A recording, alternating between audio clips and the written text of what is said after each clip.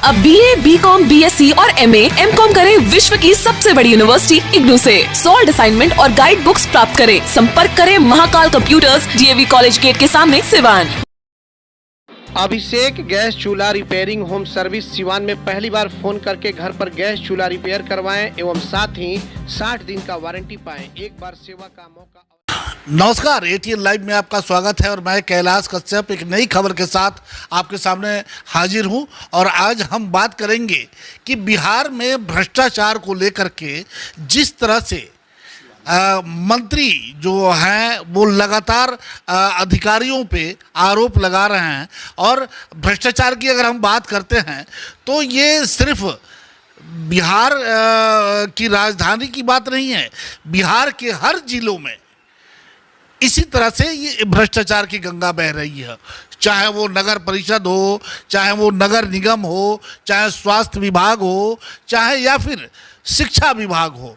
यहाँ तो कहा जाता है कि भ्रष्टाचार की गंगोत्री बहती है और इसमें लगातार जो अधिकारी हैं, जो नेता हैं, जो भ्रष्ट नेता हैं, वो लगातार अपना हाथ धोने का काम कर रहे हैं। और इन्हीं लोगों पर से लगातार भ्रष्टाचार के खिलाफ एक मुहिम छेड़ा है।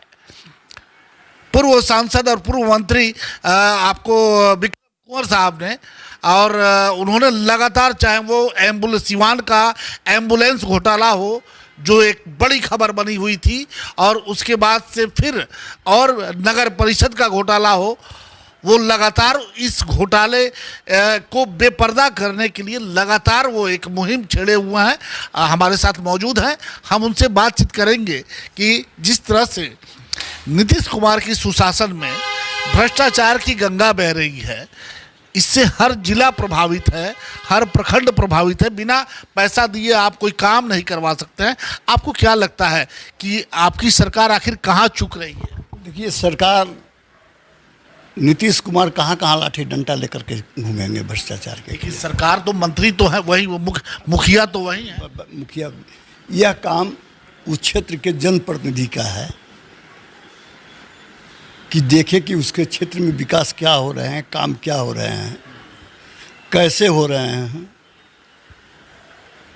कोई देख नहीं रहा है, कोई जनप्रतिनिधि देख नहीं रहा है। जैसे आया वैसे गया। भ्रष्टाचार के मामले में सिवान बिहार में अव्वल नंबर पर है। चूँकि उसमें से कुछ विधायक व्यापारी हैं।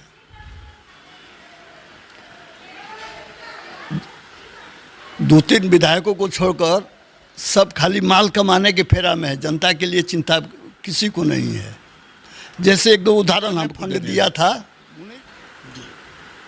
सभी हाई स्कूल में साइंस के रूम बनाने के लिए, साइंस के बच्चों के लिए सामान खरीदने के लिए। क्या हुआ सीवान जिला में? स्कूल के चेयरमैन कौन है? उस क्षेत्र के विधायक हैं।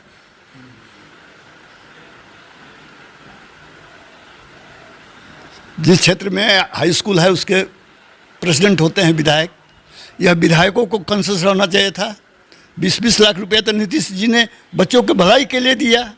अब नीतीश जी सब स्कूल में डंडा लेकर नहीं ना घूमेंगे। तो आपका मतलब है कि जो विद्यालय का जो मुख्य बना हुआ है, विधायक हैं या जो भी हैं, तो ये लोग भी उसमें लिप्त हैं? फिर निश्चित, बिना इन लोग के संलिप्तता से आप सिवान जिला में देख लीजिए, कहीं खरीदाया, कहीं साइंस के सामान, कहीं उसके लिए कमरे का निर्माण हुआ, सब कागज में हो गया। वैसे भ्रष्टाचार बहुत है सिवान जिला में। आपने पिछले दिनों एम्बुलेंस घोटाला और नगर परिषद के घोटाला, क्या हुआ? ये मामला ऐसे ही ठंडे बस्ते में डाल दिया गया या इस पर कभी कोई कार्रवाई भी हो? आप लोग तो धरना प्रदर्शन भी किए हुए थे उसको लेकर। नगर परिषद वाले में जांच हो गई है। 3 मुद्दों का जांच हुआ है। तीनों मुद्दों को डीएम जांच रिपोर्ट डीएम ने भेज दिया है सेक्रेटरी के पास। मैं स्वयं सेक्रेटरी से मिला हूँ, मुख्यमंत्री को पत्र लिखा हूँ, माननीय उप मुख्यमंत्री से मिला हूँ। उन लोगों ने हमको 1 सप्ताह का समय लिया है कि 1 सप्ताह में मैं निश्चित कार्रवाई कराऊंगा। हमको उम्मीद है कि 1 सप्ताह में उन लोगों पर, जिन लोग दोषी हैं, उन पर कार्रवाई होगी। अब भ्रष्टाचार तो अब सीवान जिला में जनप्रतिनिधि नहीं है, एगो दूगो को छोड़ करके सब दलाल टाइप के लोग हैं। जनता के आवाज़ कैसे उठावे उन लोगों को ये कैसे चलेगा? क्या इसी तरीके से भ्रष्टाचार में लिप्त सारे जो व्यवस्था है, क्या इसी तरह से चलेगा? देखिए, एक समय आएगा, इसमें भी परिवर्तन होगा, लेकिन उसमें समय लगेगा। समझे? ये जनता इन लोगों को उखाड़ फेंकेगी। अब एक बात, आपको क्या लगता है कि जनता जागरूक है पहले की जनता में और आज की जनता में? जमीन आसमान के अंदर। पहले देखिए, हम लोग राजनीति में आए थे, हम पटना में पढ़ते थे। हम लोगों को यह उम्मीद नहीं थी कि हम लोग MLA MP हो जाएंगे, लेकिन उस समय महंगाई, बेरोजगारी, भ्रष्टाचार, शिक्षा में आमूलचूल परिवर्तन की लड़ाई शुरू हुई। जयप्रकाश जी ने आंदोलन शुरू नहीं किया था, पटना के नौजवानों ने यह लड़ाई शुरू किया था। बाद में जयप्रकाश जी को नेतृत्व दिया गया महंगाई, बेरोजगारी, भ्रष्टाचार के खिलाफ। वैसे ही एक समय आवेगा कि इन लोगों के आतंक, अत्याचार और भ्रष्टाचार से जनता ऊब करके सड़क पर आवेगी और तब समाप्त होगा। हम लोग कोई बड़े घर के बेटा थे तो थे, आज भी। आप सिवान से जुड़े हुए हैं, सिवान के विधायक भी हैं, मंत्री भी रह चुके हैं, लेकिन आज जिस तरह से आज सड़कें बन रही हैं, सिवान की हम बात कर रहे हैं, सड़कें बन रही हैं और 6 महीना में टूट जाती है, और वहाँ के स्थानीय जो लोग हैं वो कुछ कर नहीं पाते हैं, कुछ कह नहीं पाते हैं। ये नहीं कर पाते हैं, जब घर का मालिक चोर है तो किससे शिकायत करिएगा? यह काम है विधायकों को देखना, वहाँ के जनप्रतिनिधियों को देखना कि काम ठीक से हो रहा है कि नहीं हो रहा है। अब जनप्रतिनिधि लोग धीरे से लेकर के बगली में पैसा ठेकेदार से लेकर रख देगा तो ठेकेदार उनको क्या लगाएगा?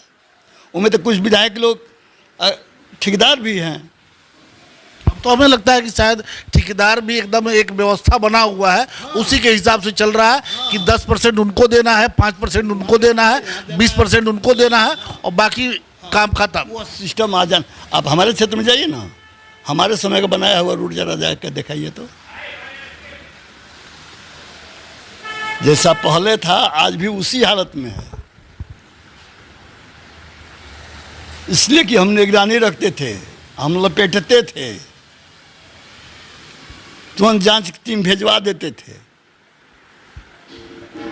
आज तो लोग ही क्या भाई, भतीजा, चाचा, काका ठेकेदार है, कौन बोलेगा? जनता भी क्या जो आम जनता है वो यही सब देख करके भाई जो ठेकेदार है वो सांसद का, वो विधायक का भाई है, रिश्तेदार है, तो एक डर है उन लोगों के। डर है, लेकिन एक समय आएगा कि इन लोगों के प्रति उबाल होगा, आक्रोश होगा।